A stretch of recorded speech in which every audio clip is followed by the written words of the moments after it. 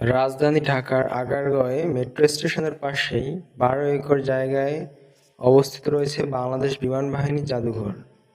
এই জাদুঘরটি ২০১৪ সালে দর্শনার্থীদের জন্য উন্মুক্ত করে দেওয়া হয়।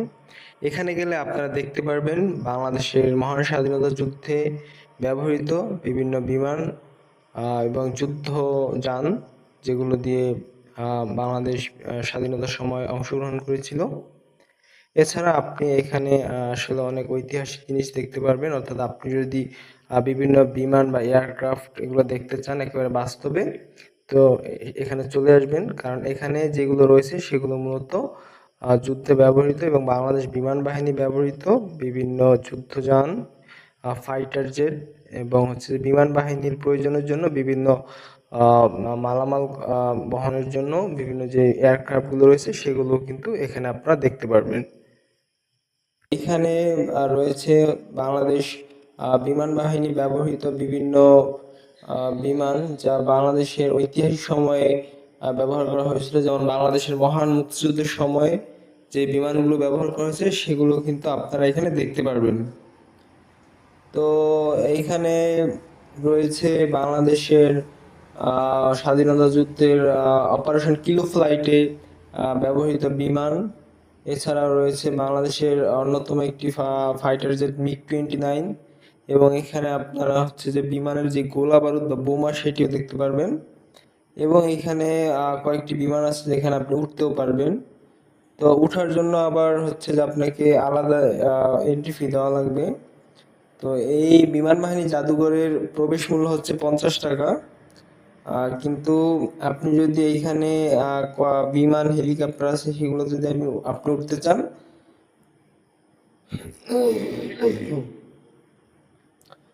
তাহলে আপনাকে আরো এক্সট্রা পে করতে হবে। মানে অর্থাৎ এই বিমানটাতে উঠতে গেলে, যেটা দেখতে পাচ্ছেন, এই বিমানটাতে উঠতে গেলে আপনাকে 30 টাকা আবার আলাদা টিকিট করে উঠতে হবে।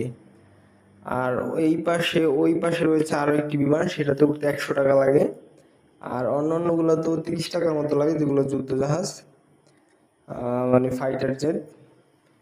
তো বাংলাদেশ বিমান বাহিনী জাদুঘর যে বাংলাদেশ ঢাকা শহরের আগারগাঁওয়ে অবস্থিত। অর্থাৎ আপনি চাইলে যে কোনো জায়গা থেকে মেট্রো এলে আগারগাঁও স্টেশন নামলেই আগারগাঁও স্টেশনের পাশেই বাংলাদেশ বিমান বাহিনী জাদুঘর। আর এটি প্রতি সম্ভবত প্রতি রবিবারে বন্ধ থাকে, আর প্রতিদিনই খোলা থাকে। তো এই যে দেখতে পাচ্ছেন, এটা যে বাংলাদেশকে ভারত যে একটি বিমান হেলিকপ্টার উপহার দিয়েছিল সেগুলো।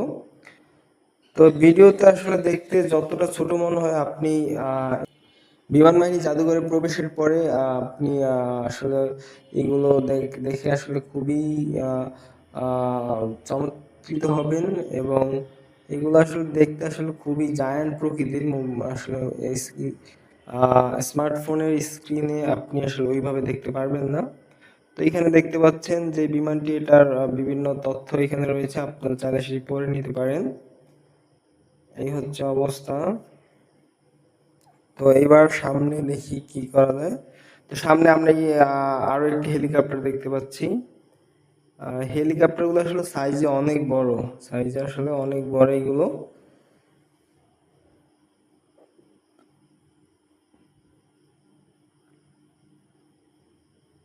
আচ্ছা, এই হেলিকপ্টারটিতে উঠতেও আপনাকে কিন্তু এক্সট্রা 30 টাকা ফি দেওয়া লাগবে।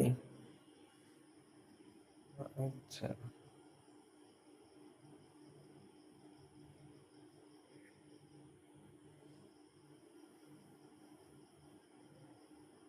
দেখছেন কত বড়, মানে সামনে থেকে পিছনটা আসলে অনেক বড়। তো আপনারা দেখতে পাচ্ছেন আমার একেবারে অ্যামেচার ভিউ, অর্থাৎ আপনি পার্কে গিয়ে যেভাবে দেখবেন আমিও ঠিক আসলে আপনাকে সেভাবেই দেখাচ্ছি। তো দেখতে থাকুন। আর আপনাকে অনুরোধ করবো আমার চ্যানেলটি সাবস্ক্রাইব করার জন্য, কারণ আমার চ্যানেলটি আসলে নতুন। আপনাদের সাবস্ক্রাইব আমাকে আসলে সামনে এগিয়ে নিয়ে যেতে সহযোগিতা করবে। তো চলুন এবার দেখা যাক ফাইটার জেট। এটা যে যুদ্ধ বিমান।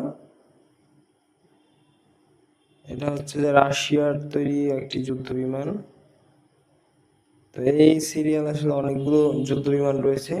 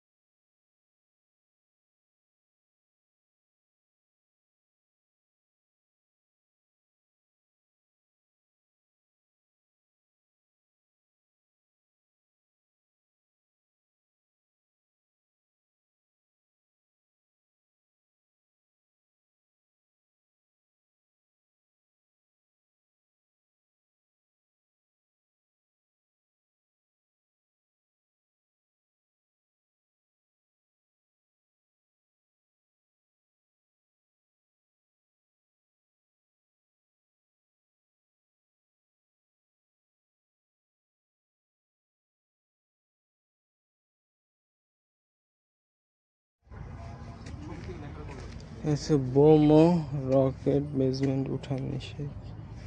Oh my God, এটা হচ্ছে, এগুলো হচ্ছে বোমা, যুদ্ধ বিমান থেকে যে বোমাগুলো ফেলা হয়।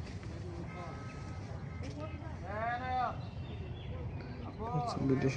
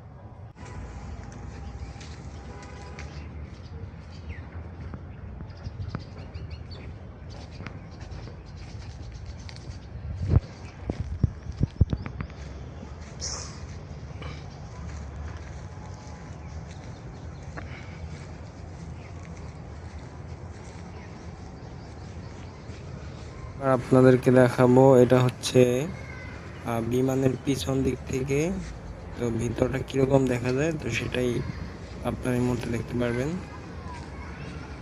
তো চলুন দেখা যাক।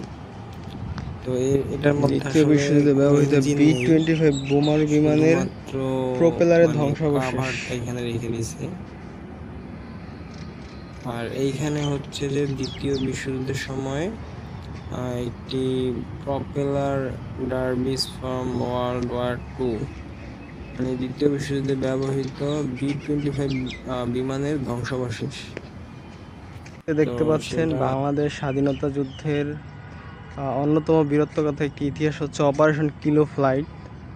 তো এটা হচ্ছে বাংলাদেশের প্রথম বিমান বাহিনী গঠনের সময় যে অপারেশন কিলো ফ্লাইট পরিচালনা হয়। তো সেই কিলো ফ্লাইটের একটি বিমান হচ্ছে এটি। এটা হচ্ছে captain Kazi Abdul Sattar, captain Abdul Khaleque, captain Abdul Mukit. DC-3 Dakota বিমানটি 1946 সালে ভারতীয় বিমান বাহিনীতে সংযোজিত হয়েছিল।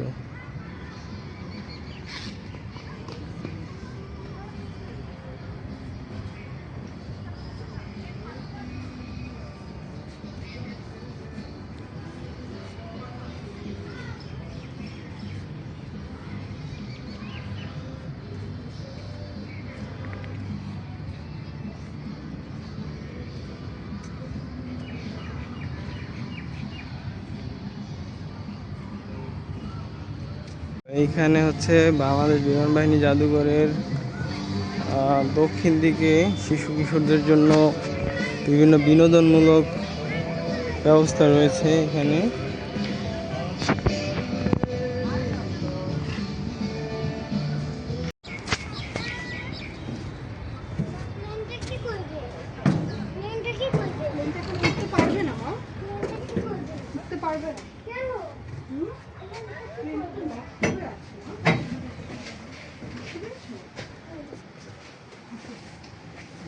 বাবা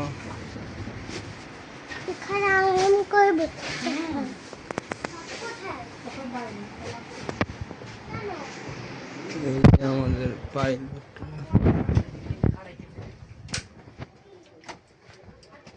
দেখা যায় ভালো।